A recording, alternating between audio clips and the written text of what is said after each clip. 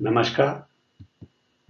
So far we have discussed about CCS LTC rules 1988 and almost all the related issues and topics have been covered.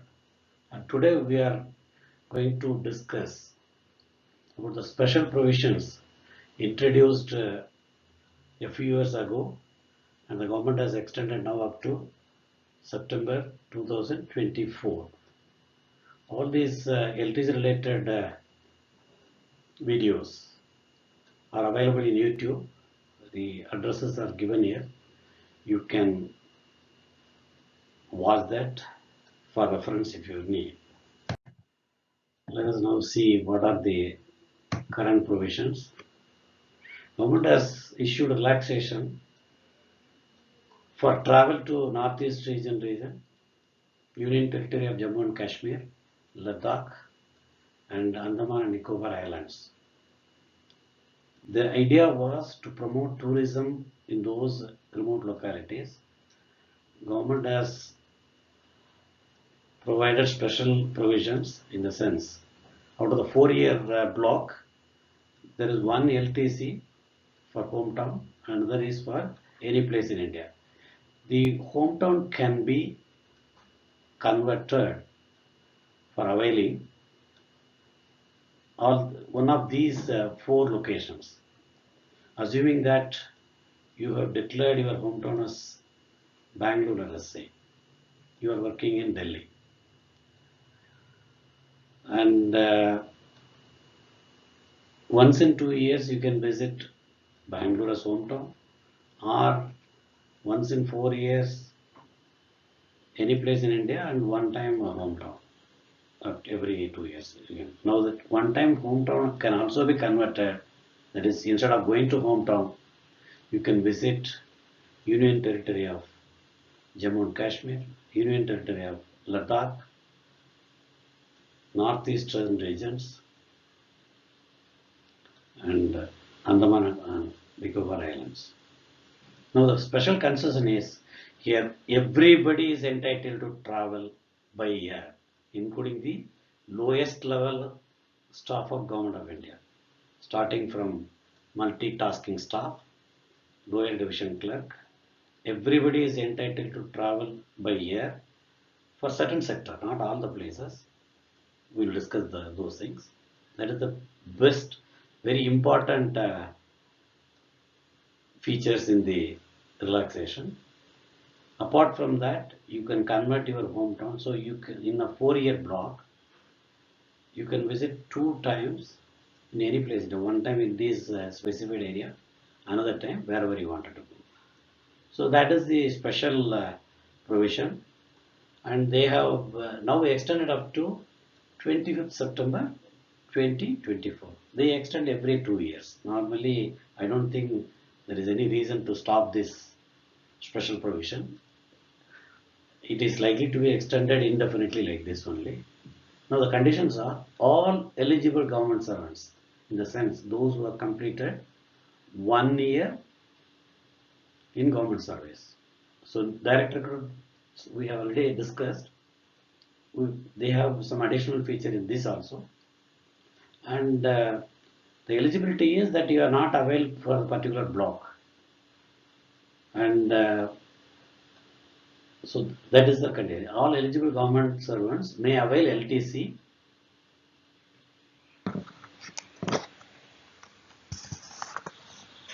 to visit any places in the northeastern region, Andaman and Nicobar Island, Union Territory of Jammu and Kashmir, and Ladakh, against the conversion of their one hometown LTC in a 4 year block period.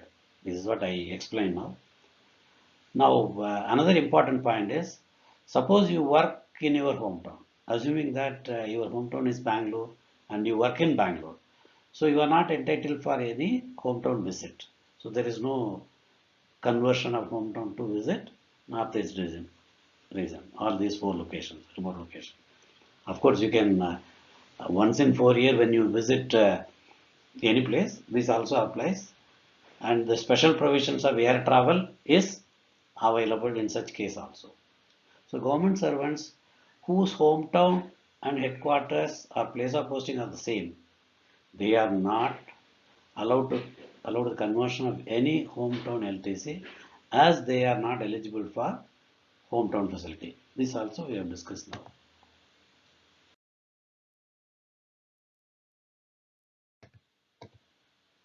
Now, the government servant whose hometown is situated in northeastern region, it is Assam, Meghalaya, Manipur, Arunachal Pradesh, Sikkim, and so on.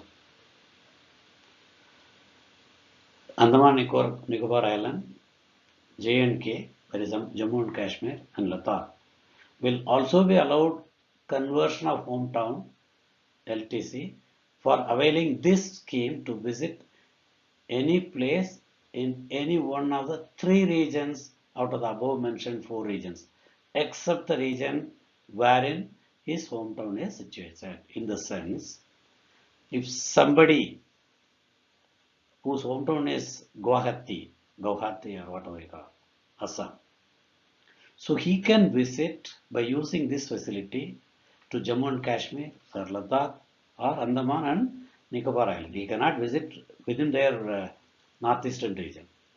Same way, if somebody is from Srinagar, that is Kashmir, or Jammu, or Ladakh, they can visit northeastern region or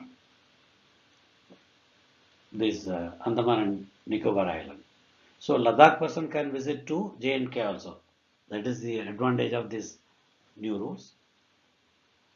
So other important point for us for fresh recruits are they have 4 years, 4 years, that is 8 years they can avail every year, which we have discussed already for visiting hometown, and the fourth and eighth year for any place in India.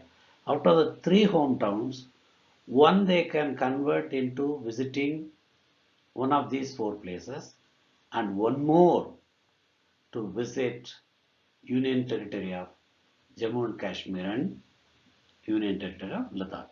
In the sense, for new recruits in first 8 years, they can visit once to hometown, once by converting the hometown for visiting any one of these four places. The third year, again by converting hometown to visit Union Territory of Jammu and Kashmir or Union Territory of Ladakh. And fourth time, of course, any place they can visit. Such a good facility is provided to the new recruits.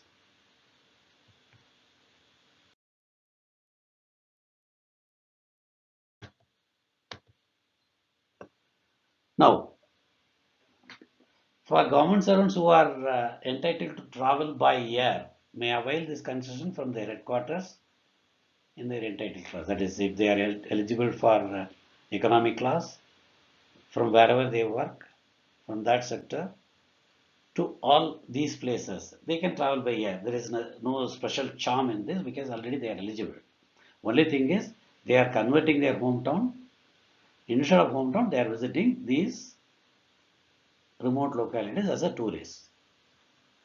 But the government servants not entitled to travel by air are also allowed to travel by air in economic class by any airlines in the following tours. Now, they have made nearest point to these locations, and from that point we can go by air. Assuming that a person uh, is working in Bangalore, let us say, his hometown is Mumbai. Now he is converting that Mumbai and he is not eligible to travel by air. That is, his pay level is 8 or below, 1 to 8. So pay level 9 and above, they are already entitled to travel by air. There is no issue. So those people who are in the level pay level of 8 or below. So he is working in Bangalore. Now instead of visiting Mumbai, that is hometown, he is converting that to visit, let us say, to Srinagar. He can travel from Delhi to Srinagar by air, or Chandigarh to Srinagar by air. I mean, sorry, Amritsar to Srinagar by air.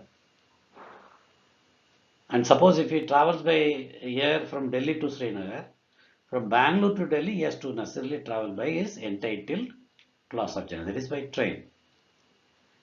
Same way, if he is planning to visit northeastern region, say Itanagar, he can travel up to Calcutta or Guwahati by train. He can choose. He need not go up to Guwahati. He can travel up to Calcutta.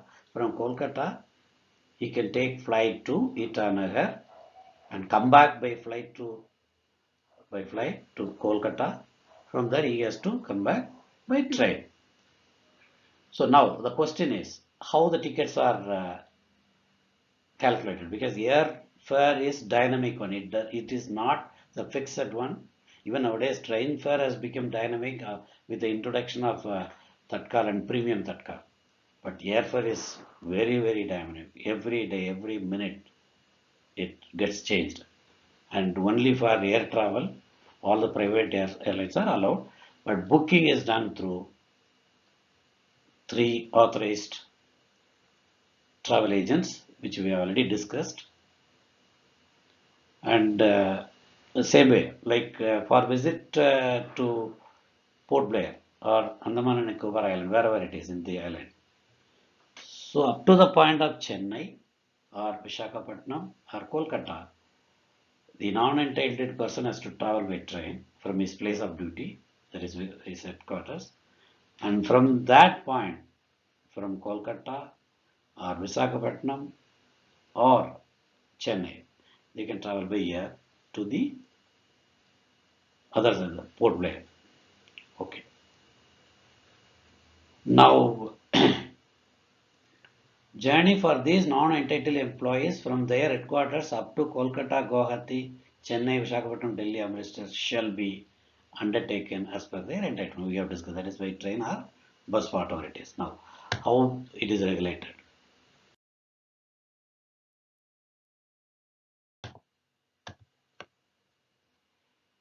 Air travel by government employees to Northeast region, Jammu and Kashmir, Ladakh, and Andaman and Nicobar Island, as mentioned, is allowed whether they avail the concession against anywhere in India or in lieu of hometown.